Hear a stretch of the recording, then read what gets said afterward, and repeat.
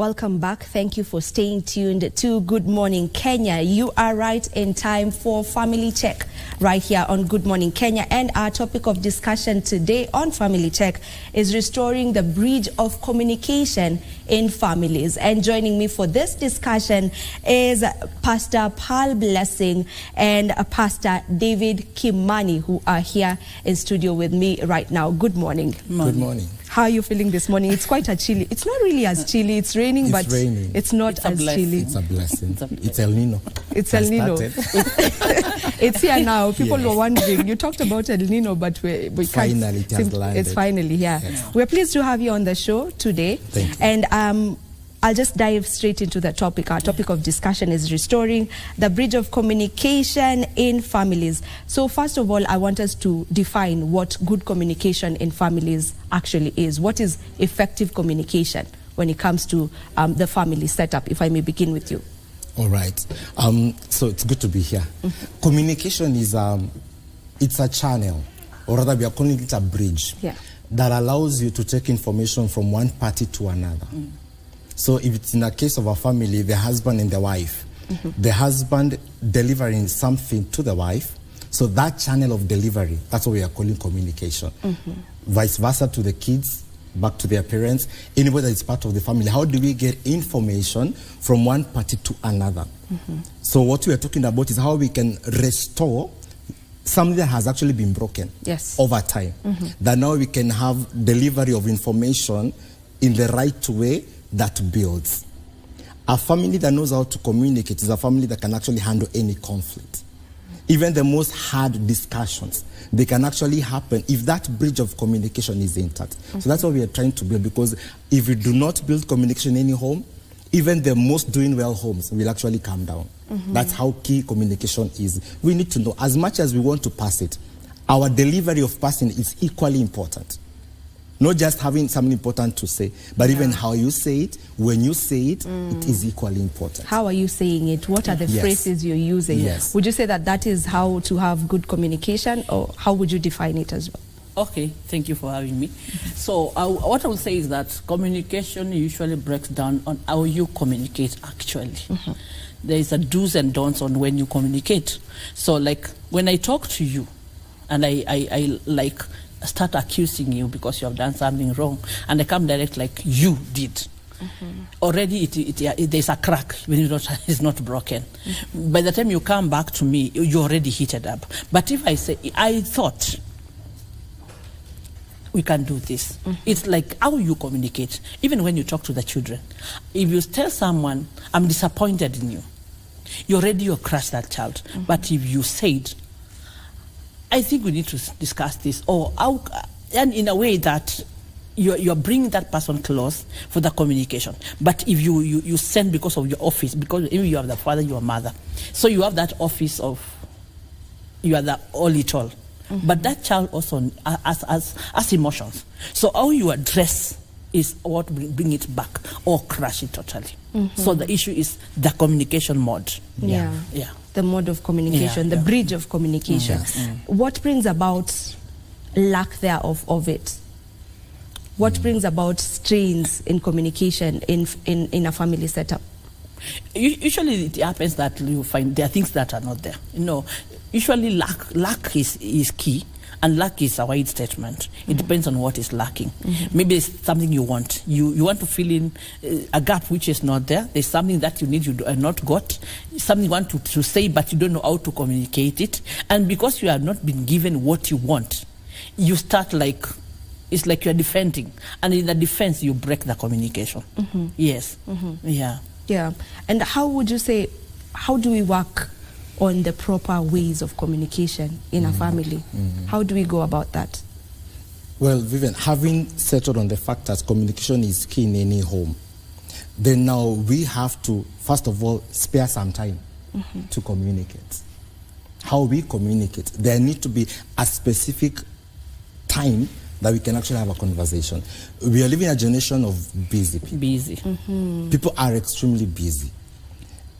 And it's really not like we are really busy. We have allowed many things to get our attention. that the most important things, the things that matters, do no longer really matter today. Let me take you back. When we were growing, I don't know about Pastor Power, but when you were growing, I don't know whether you're from my generation, in the village, when you went to go and see your grandpa and grandma, there was no technology, there was no TV. The much we had was a radio. Yes. So in the evening, there was that time we sit around the fire, and there's a candid conversation. Like, leo tumeshinda kwa shamba, we've done this, There's that flow of communication. There is that particular time that is set, and there's no distraction. But today, I have spent the whole day with my phone. But when I get home, my phone is still with me. So when I'm trying to send a message to my daughter, I'm doing it when I'm still... We have not spared some time for us to communicate in our home setup. I'll ask you to hold that thought. We take a short break and then we come back and continue with the discussion.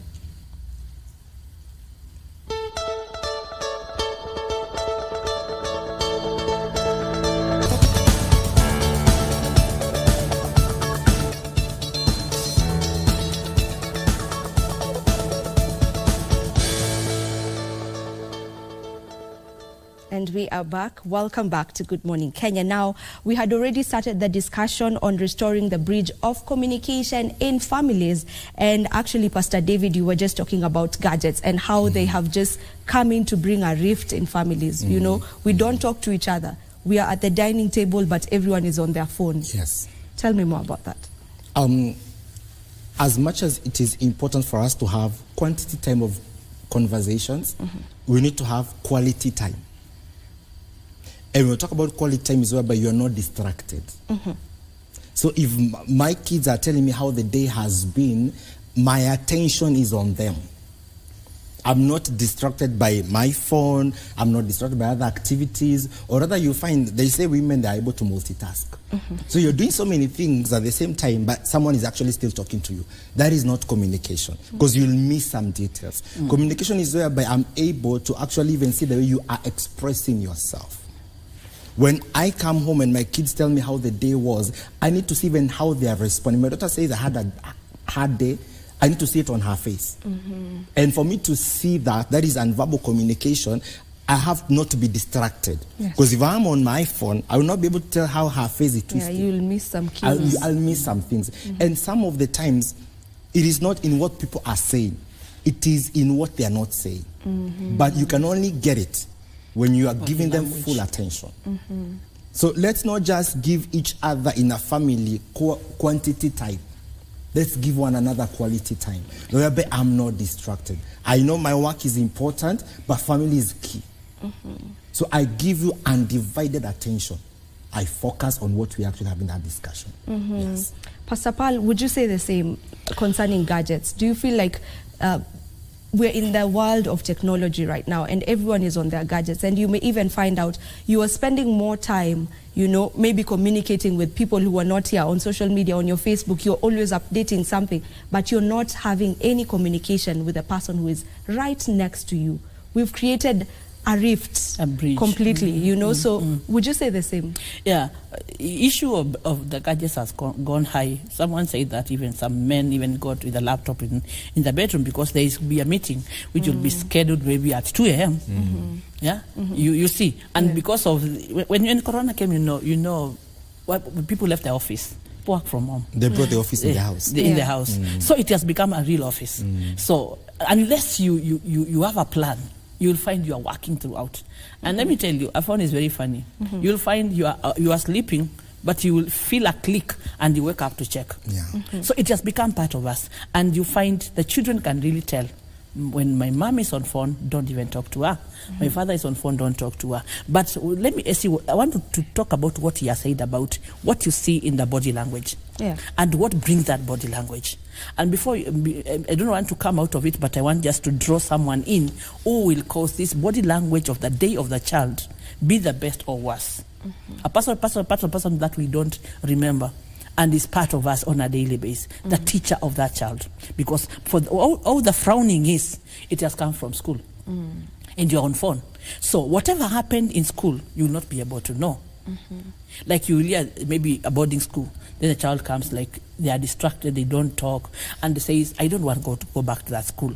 And you say, don't know how much I spend even to get that school, how much I'm paying. Don't tell them about, you have to go to school. You don't know, maybe he's going through sodomy. You don't give that child time to talk. And they want to express that. Then they become part of it because there was no room for communication. So the best thing that I think to bring back the communication of the phone and restore everything, let us stretch our hands to our teachers. You are people who have children in school now. You should have a relationship with the teacher so that what was happening in the day, you can also have a personal relationship to talk. How can we help this child to have a good day before you come to see the frowning? And you're also busy on the phone. So there's something we need to draw and bring close, you see. So the relationship of the teacher and the parent will cause this child not to have a frown that she cannot be able to express. Because maybe she knows my mother doesn't like that teacher. My teacher speaks bad of my mother even before other children. And now the child becomes like, let me tell you, if someone talks bad about your mother, you'll be offended, okay? Of course. But you don't have strength to fight. So it kills you from inside. But if we create something that you realize, this teacher is doing a very great job, though paid. If the teacher relationship is marking and giving marks, and that there's no bond, you see.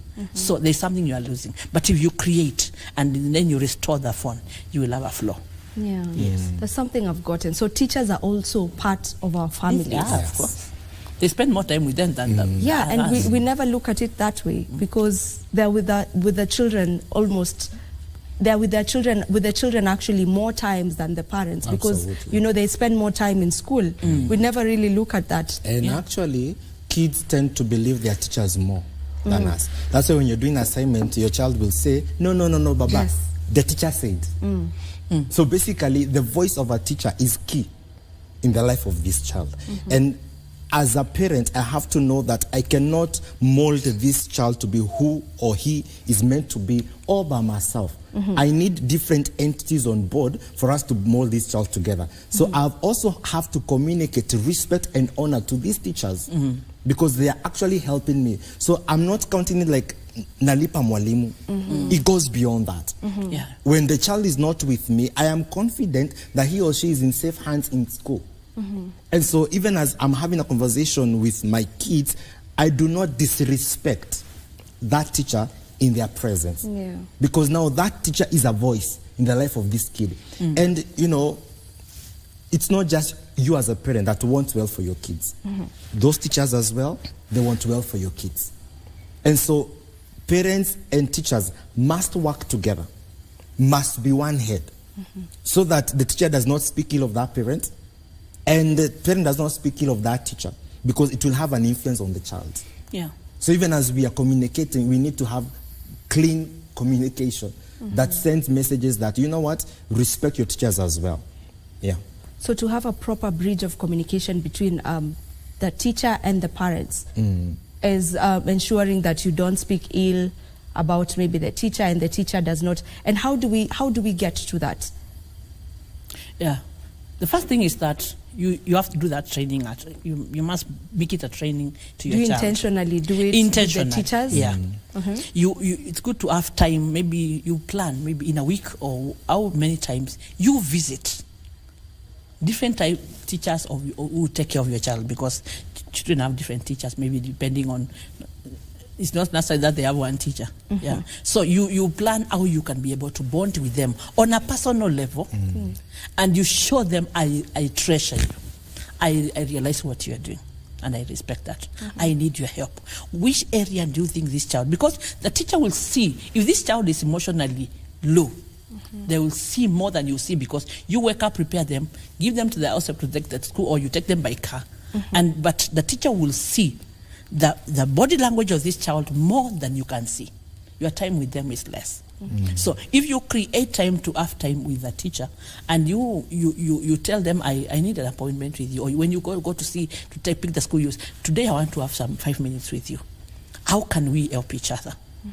Because the confidence of this child is the wealth of that child. And whatever they will become when they grow up is from this upbringing.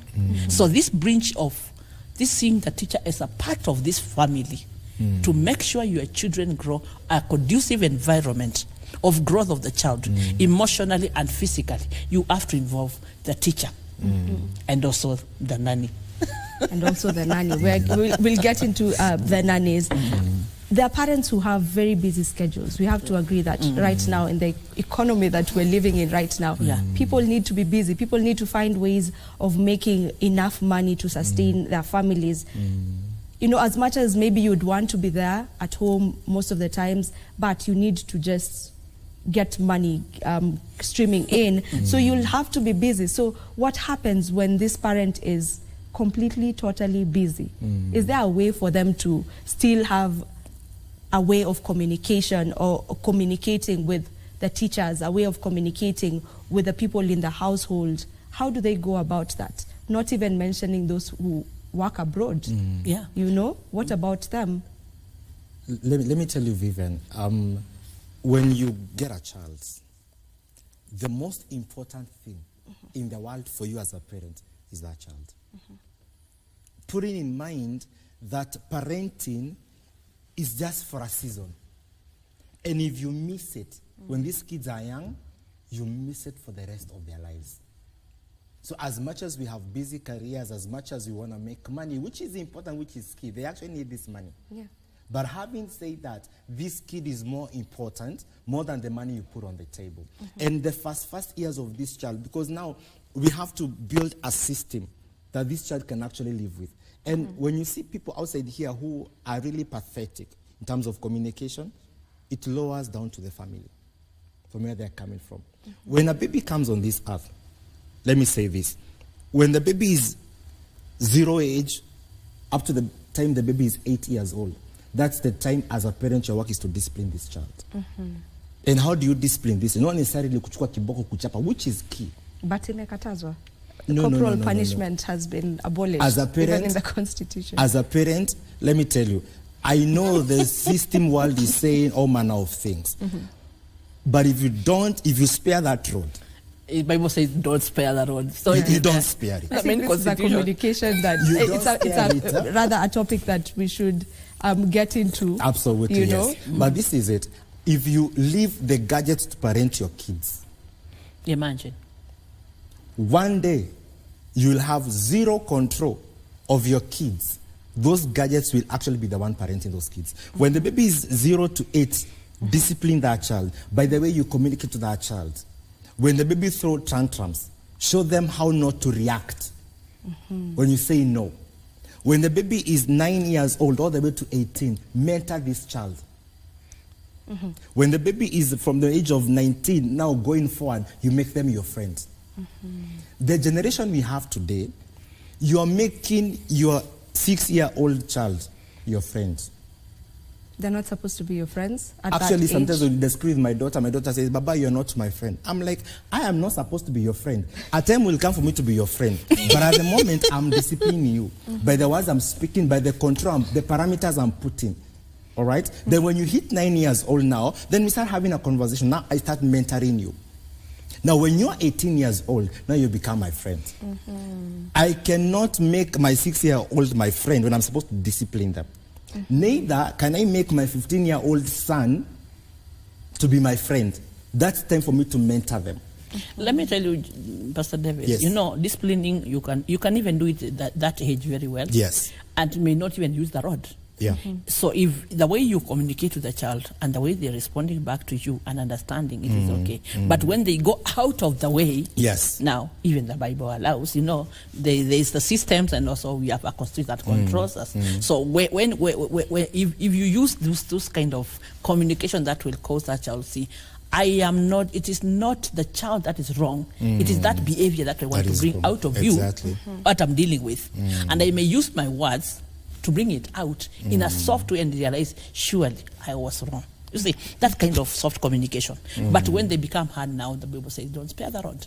But it is not not the final thing always to use, but you can instill that discipline at that very soft age, but through communication and being soft. But don't be harsh.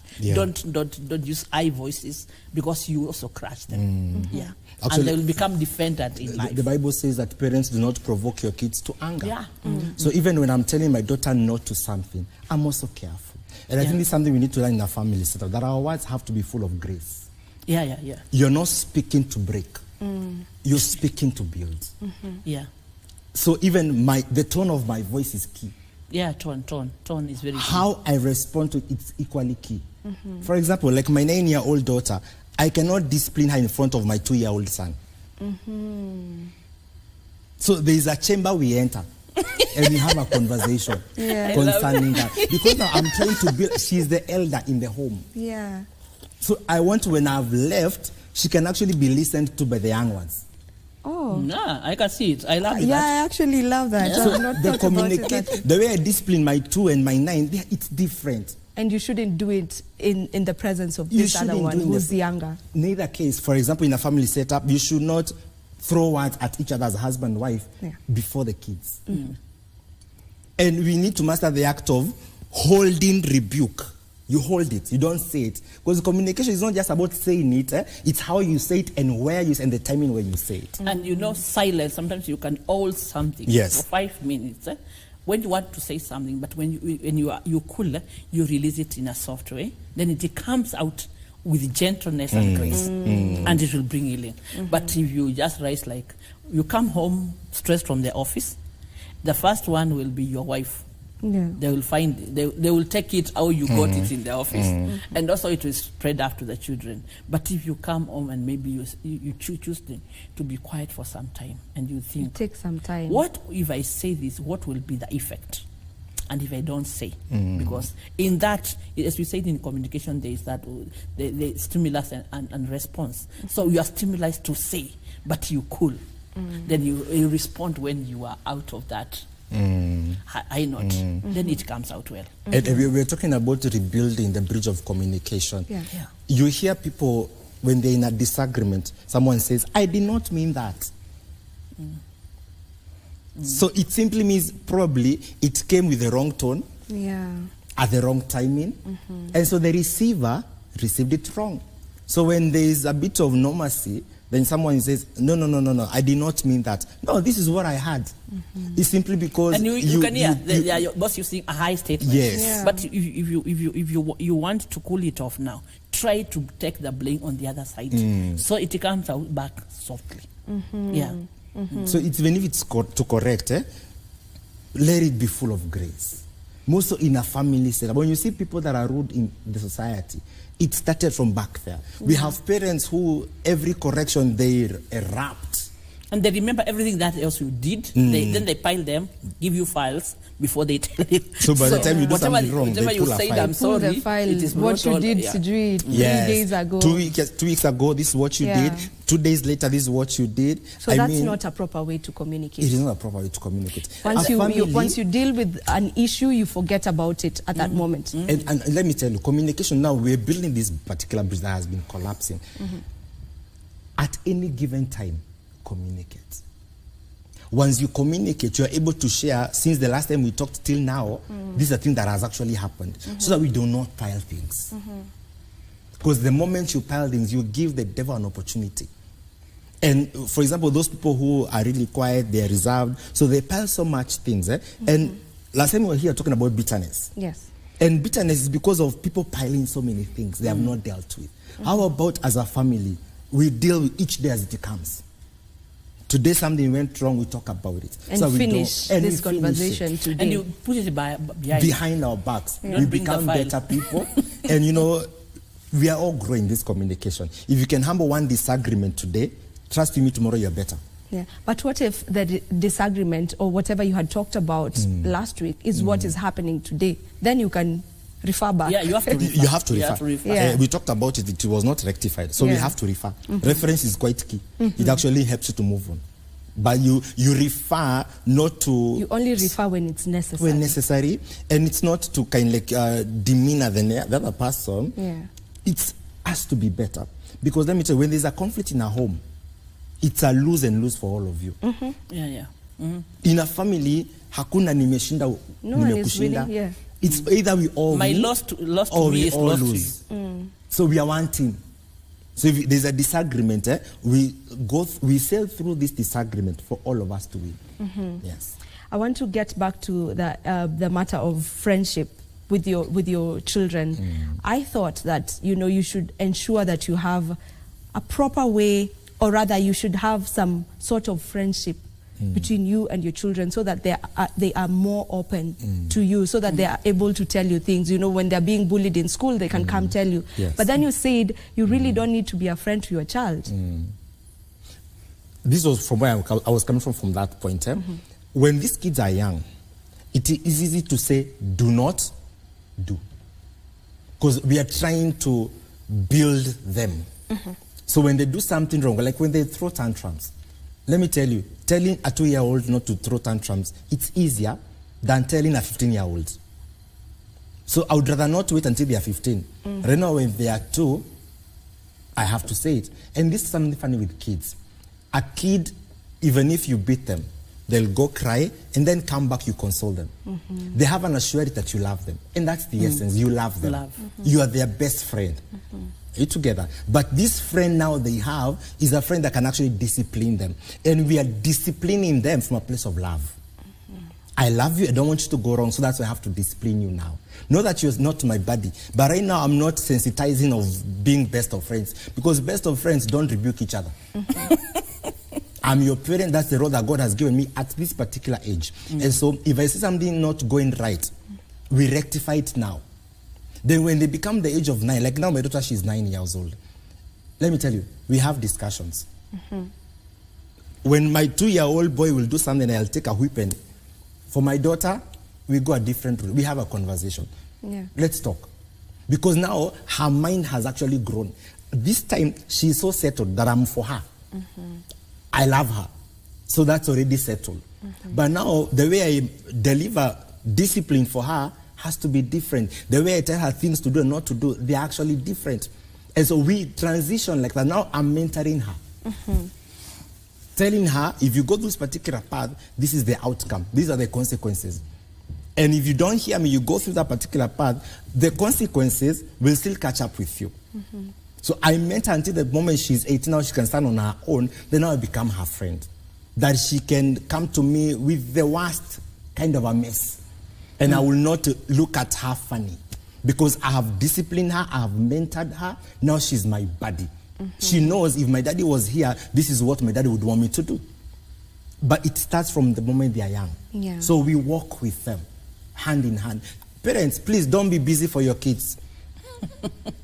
Don't be busy for your kids. Let me tell you, my daughter will never be 9 again. Once that 9 year goes, it will never come back again. So let me maximize it now. I would rather take a job that's not paying me much now. Then the moment they get into their teenage years, now I can start involving myself more, because now they also have instilled discipline and some good values in them. Like now they can think for themselves. But when they are young, please give them your time. Let me look at one thing that is between... Before you get into that, we take a break, and then when you come back, you'll get into that.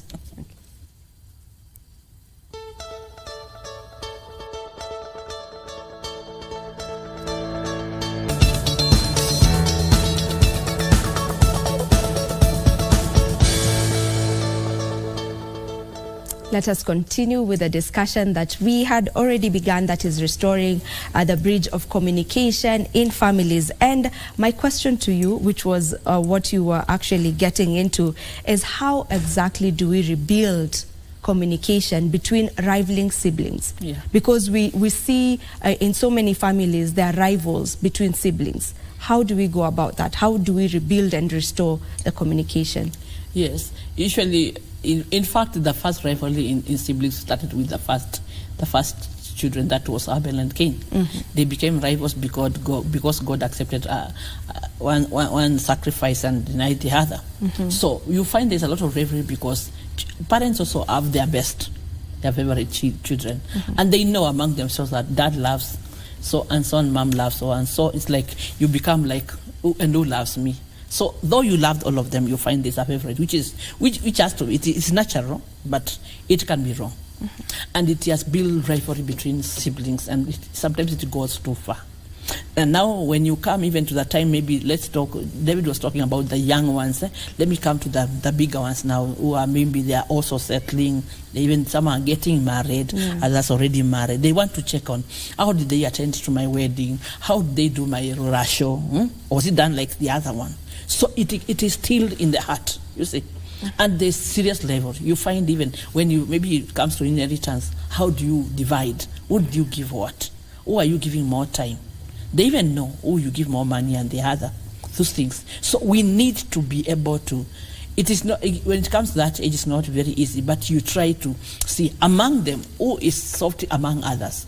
Try to get how you can get a meeting for all of them, so that you can be able to bring back, because I tell you, communications has broken out, and you find people don't talk. They are siblings, they don't talk at all. Some have even blocked each other.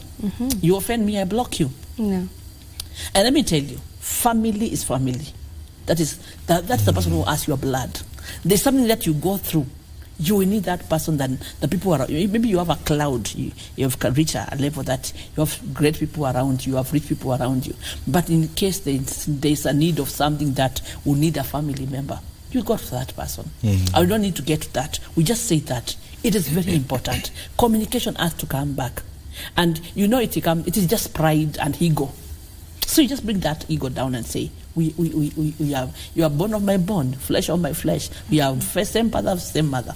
We have to start talking. It is not easy, and nobody wants it. Let me tell you, even when there's a rivalry, everybody desires to talk to the other, but something is like pushing you never to talk. So you have to push towards it and try to bring it back.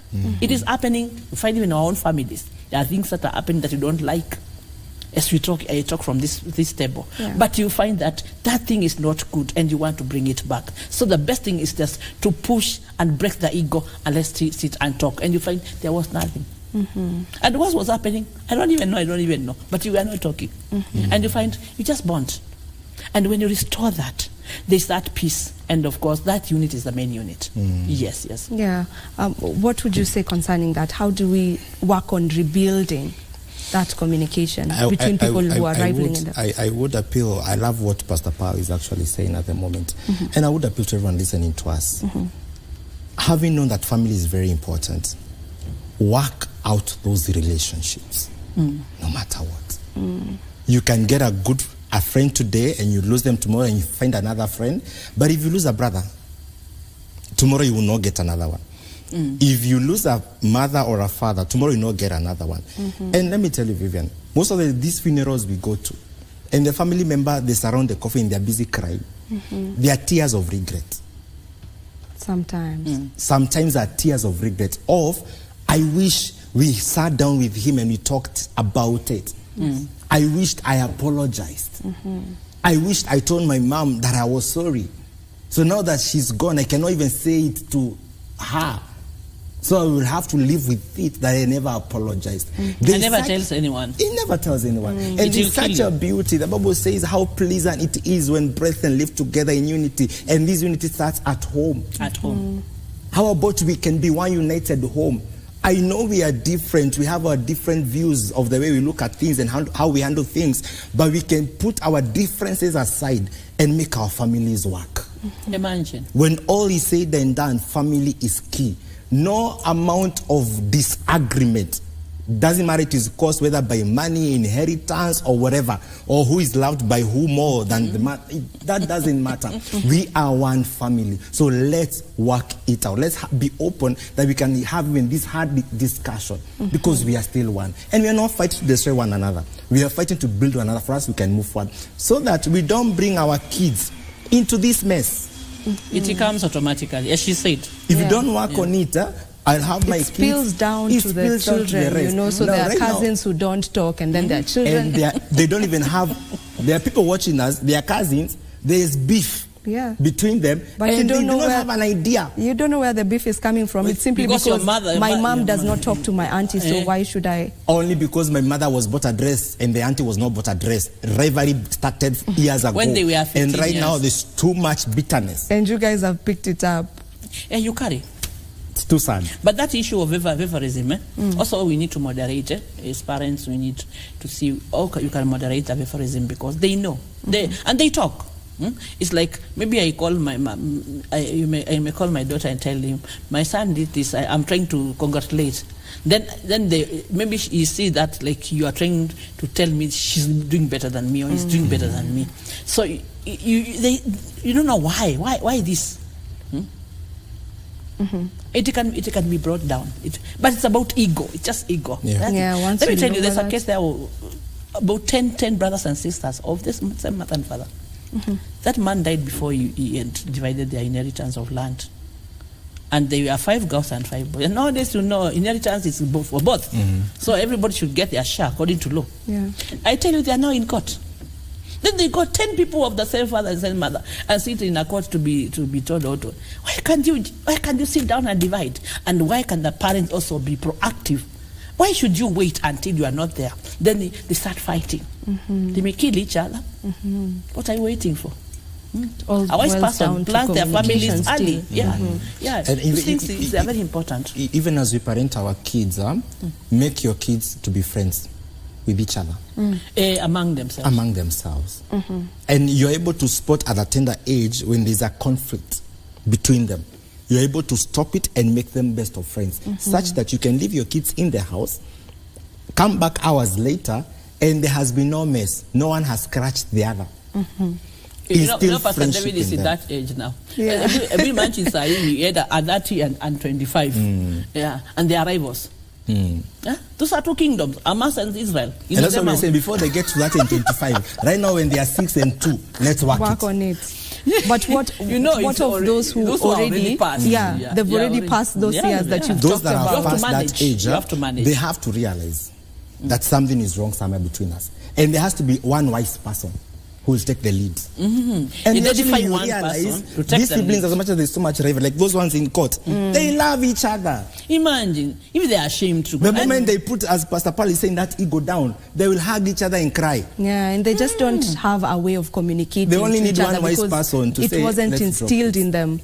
So communication should, the way families have traditions, communication should be part of the traditions that one intentionally decides to instill in the family. That's what I'm picking, that you should make it a tradition, so that even as they grow and become older, even when they have conflicts, because conflicts will always be there, you always know that we were taught how to communicate properly amongst ourselves. So how about we come, sit down and find a way of solving this? And who exactly is in charge of ensuring that there is proper communication? The parents. We set the bar. We set the bar. Because kids, even before they even start talking, they are watching us. They are watching how we respond when there's something done wrongly. When someone, even like my daughter does something wrong, the way I tell her, my kids are listening to my tone. They're actually listening to the things I'm not saying. The way I am expressing myself. The tone I'm using, my body language, it's actually communicating. That's why you find kids that talk like their parents. The way they react like their parents. Even me right now, I would find myself responding to an issue and I'm like, wait, I saw my dad in the way I responded. Yes, that happens. You start just seeing comes automatic. So now, as a father or as a mother, you have to be careful that these kids, they are actually listening to you with their eyes. And they write in their hearts what you say. Yes. But as he said let's say that age. Now, when you come to this other age, what happens is that you find everybody feels that they know. But you as a parent, because maybe there's also communication failure between maybe father and daughter, mother and son, like that. You can identify among the siblings, identify who is soft among all, and tell that person, I am giving you an assignment. Can you do this? And you find, because it's soft to all of them, that person will be like, you appointed him, but you don't appoint them in presence of the others. So why you see? So you appoint someone, tell them maybe, see how you can solve this thing among these people. Then at the end of it, now we'll have another meeting, all of us, and you find it is possible. But if you keep quiet, it can go for years. Then the bridge, it will be a total bridge without a gap without a bridge. Yes, yeah. But it's just about ego, nothing else. Ego. Bring it down. I tell you, you'll find that there's blood. You love each other, but you can be like, even someone's planning even to hire people to kill their own brothers, their own sisters. Yeah. It's unfortunate. It's very unfortunate. We let it so get it has grown. It has grown, and you have a lot to remember. This happened. This happened. This happened. The files are there, and he said, these files. Where did these files go? The Bible says that in the abundance of the heart, the mouth speaketh. So you file them. Then when you start speaking, they come out like real files, forwarded from your phone. Yeah. Then you speak. Then when you speak, when you are bitter, it goes out, you cannot bring it back. But if that ego is broken, and you find a way, it is communication, as we are saying. However it is among siblings, among parents and teachers, and even in the church, this breakdown of communication. Those things should be just done from all over. A family is a white statement. Even a nation is a family. We are talking here, and you can feel this is a family. Kenya is a family. So all these things need the bridge to be brought back by breaking down the ego. And there's one thing that I feel we should all have at the back of our minds always, that once words are put out there, you can never take them back. You can say sorry, yes, but it already did what it did to the other person, so you can't really take them back. So I feel like if we have that at the back of our minds, then we'll be careful with how we put our words out there, the phrases we use, the tones we use.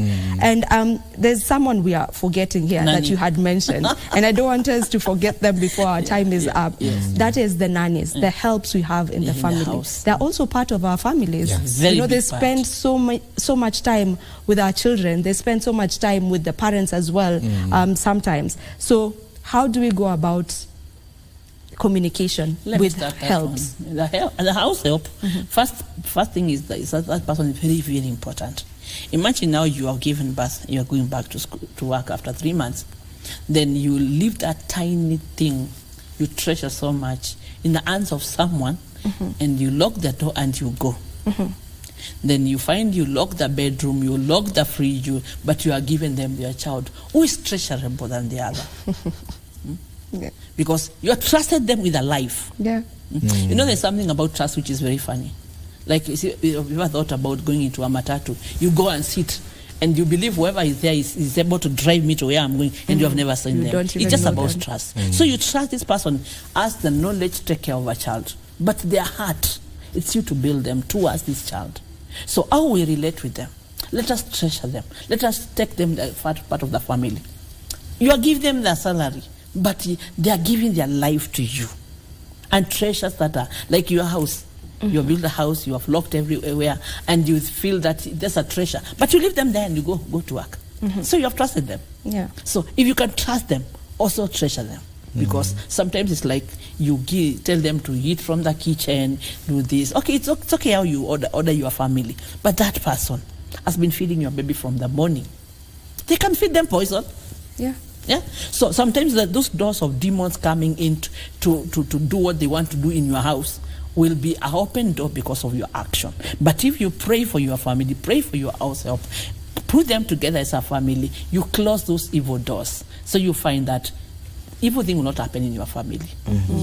So you rebuke her, you scold her with all you want, then you leave. Then you start beating the child, and the child cannot speak. So you should also ensure that you have a proper way, a proper channel of communication with your household. And also love. The way you also talk to them will determine how your children will be handled. Actually, even how the children will respect this nanny or not. Exactly. Right? So you should have a proper way of communication with them. I'll leave that topic and get into therapy. Would you advocate for family therapy? Some homes are too broken. Too broken that only therapy can actually help. There are families that cannot sit down on one table and have a conversation. Only a therapist can actually help. So if a family you feel you're too broken to face each other, and there's that willingness for us to build it, see someone, sit down, let that big iceberg you've created between both of you to be cracked by someone. And actually, someone will actually come and tell you, you see the mountain between both of you? Yeah. It's very minute. But because of your different viewpoint, it looks so huge. So some families, they need that. Is a family, Pastor Pali is saying that someone planning to kill a brother, those ones, they need therapy. The first one was, it happened. And actually, we've had There's nothing new under the sun. Yeah. Nothing new. You know, we have even seen a mother killing her children simply because walikosana na mzee. I once had a very funny case. They got married and they got a child. You know that bond after marriage, you are friends after honeymoon. Then the mother turned all her attention to the baby. Do you know the father hated that child? In fact, he will preach. Oh, he's even taking care of the socks of the child and mine. His attention is to the child. And the father hated that. The child looked like the father. But that man, he had to do counseling. Yeah, it was an issue. Because the attention went to the child. And he felt like, no, I did marry you for the child. And you are taking more attention to the child. And there is their child. But it had to be, there was need for help. Because there was breakdown and no one could understand. Then you see, when two parties come together, Vivian, there are people coming from very dysfunctional homes.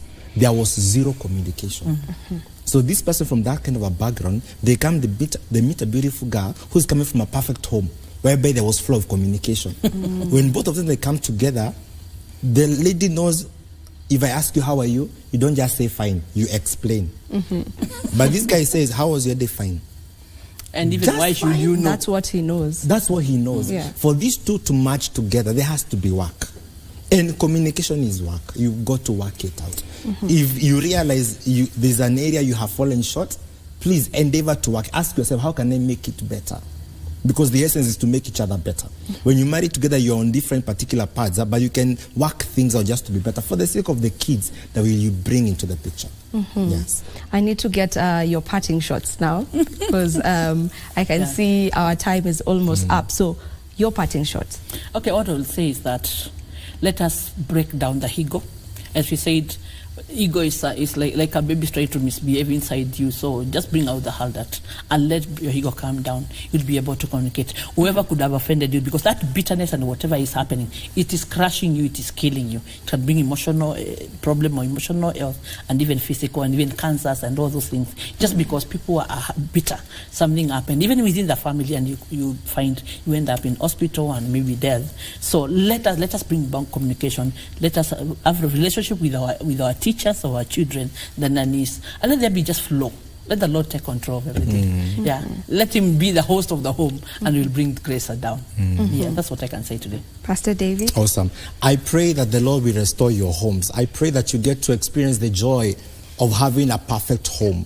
And I pray that whatsoever stands against your home, that today will come down, that you will enjoy the beauty of having a home that is one united. That is my passion. May the Lord bless you and do you good. Thank you so much for joining us on this discussion. It is a discussion that we can go on and on and on, and we can, I guess we'll find time to just be breaking it down and have conversations around particular conversations, like the spouses, conversation between spouses, conversation between trying to bridge the gap between the parents and children, the siblings. We should find time to just get deeper into this particular conversation. But as of now, thank you so much. It has been insightful, and I believe that you who's watching us has gotten to get a thing or two from this particular discussion. And this is where we end Good Morning Kenya for today. On behalf of everyone who has made this show a success today, we want to wish you a lovely day.